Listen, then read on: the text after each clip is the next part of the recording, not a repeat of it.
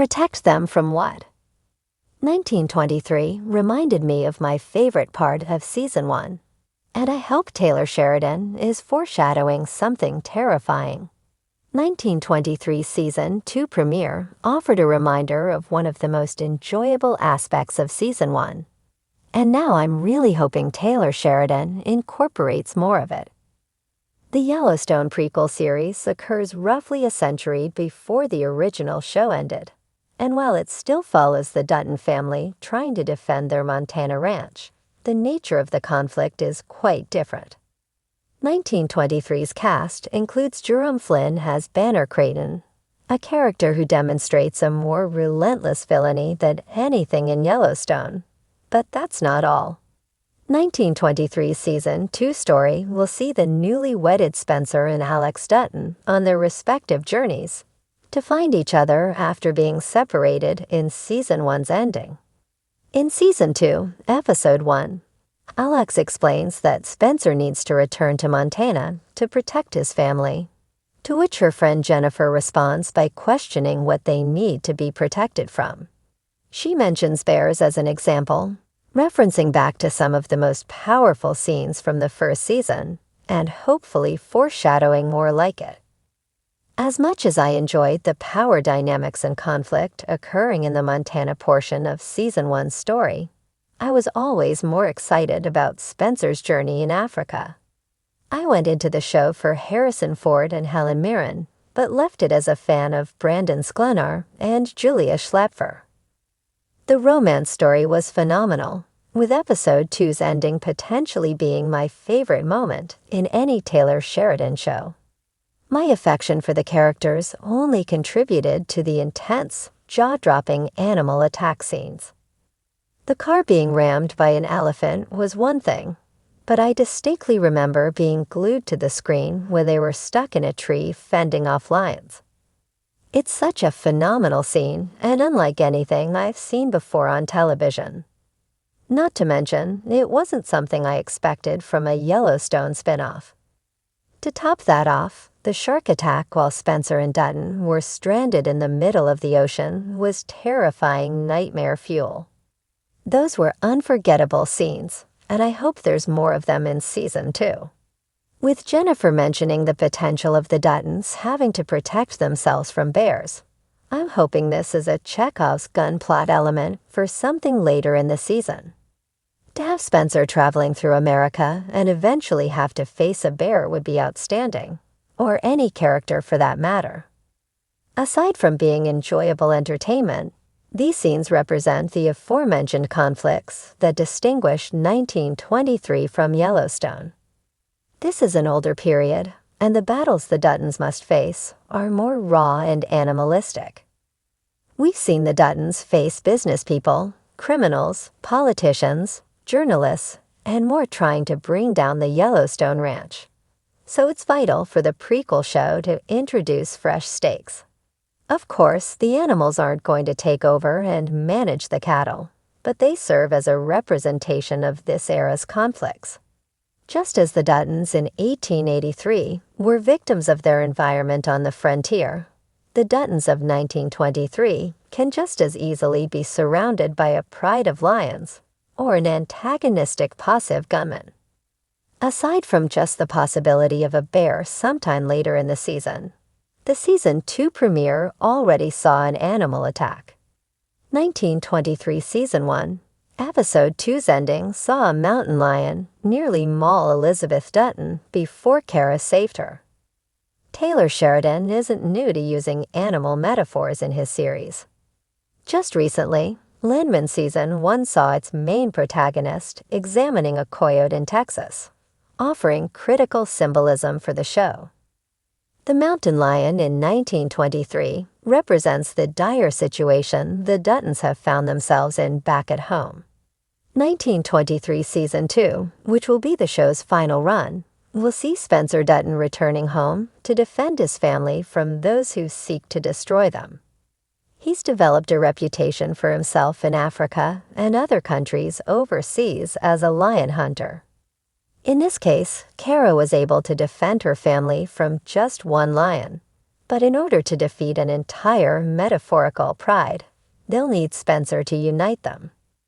1923's animal attacks offer excitement that no other Taylor Sheridan show has to offer, but they're also deeply important to the show's thematic value.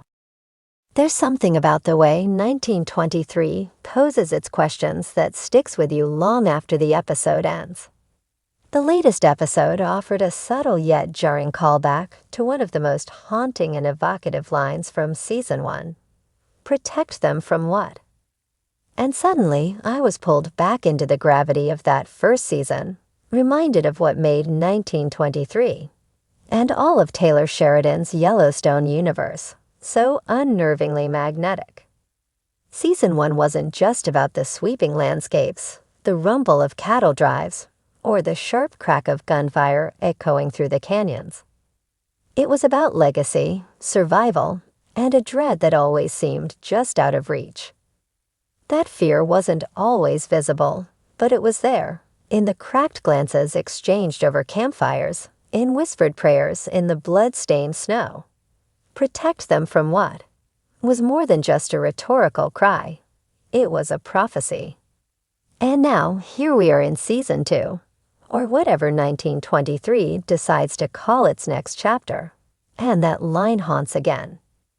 This time, it's not Spencer saying it, or Jacob Dutton gritting it out between his teeth. It's in the tone of every scene, like when Kara clutches that locket a second too long, or when Jack's optimism feels almost delusional. The sense that something worse is coming has returned, and it's not just the looming Great Depression or another feudal range war. It's something more intimate and devastating, and Sheridan knows it.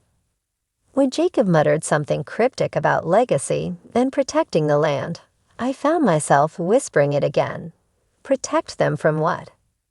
The answer still isn't clear, but it's buried somewhere in the quiet moments. Moments where the camera lingers on a scar, a half-empty whiskey glass, or the uneaten dinner at the Dutton table. These aren't casual shots. They're warnings. In Season 1, that line, delivered with a blend of confusion and helplessness, was a turning point. It shattered the myth of control. We'd seen Jacob Dutton play the part of patriarch and protector, but the question exposed his own fear that perhaps protection was no longer possible. Perhaps the world had changed too fast, or the enemy had come too close. And it's that fear of the enemy within that feels like it's returning in Season 2. Taylor Sheridan isn't just a writer. He's a foreshadower-in-chief. He uses silence the way other showrunners use explosions. A look between characters becomes a ticking clock. A half-finished letter is a death knell. The reemergence of that core question, what are the Duttons truly up against, is Sheridan reminding us that the real threat might not be men with guns or land barons in suits. It might be something that seeps through the walls of the homestead like winter chill, doubt, betrayal, generational trauma. My favorite part of Season 1 wasn't the babe shootouts or the sweeping romance of Spencer and Alexandra, though I enjoyed those too. It was the quiet unraveling of faith in the old ways. Watching Jacob struggle to understand a world no longer governed by the same codes. Seeing Kara steel herself to be the family's backbone, not out of choice but necessity. These weren't just Western tropes, they were existential crises dressed in period clothing.